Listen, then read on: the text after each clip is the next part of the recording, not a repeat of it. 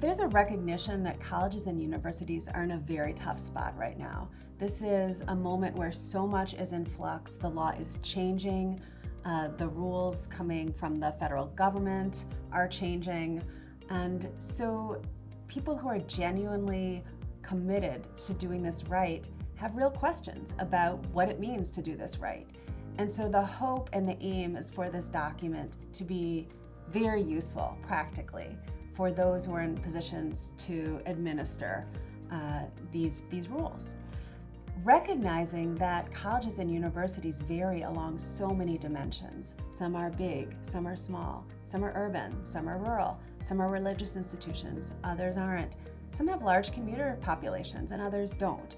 Those are just a few examples of the ways in which we're speaking to institutions that are very different.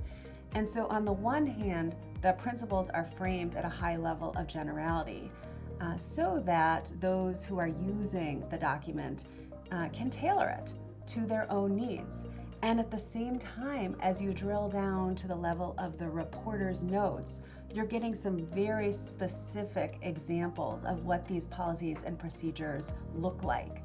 And so for someone who wants to pull from those notes and adopt some of these policies for their own institution, it becomes so much easier to do that.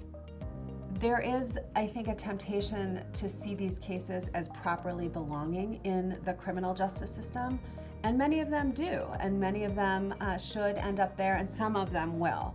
But at the same time, colleges and universities have an obligation that's a legal obligation, to provide an educational environment that is fair, that is free of discrimination.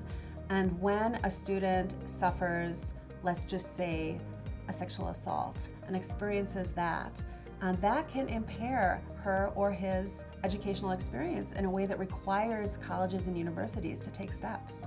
So it's amazing to be having these conversations and working on this project at a time when campus sexual assault is so much on the minds of really everyone. You can't pick up a newspaper, you can't talk to a coworker or a neighbor without this very pressing question of how to deal with the problem coming up. I think there's a widespread recognition that colleges and universities for a very long time weren't dealing well with the problem. And so the project is very well timed in that regard. I think everyone across the board feels like we could do better, but how to implement these very lofty ideals is a real challenge. So a mantra is fairness.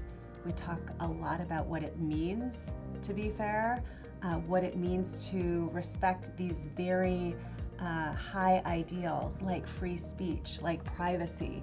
And everyone around the table is truly committed to operationalizing these ideas.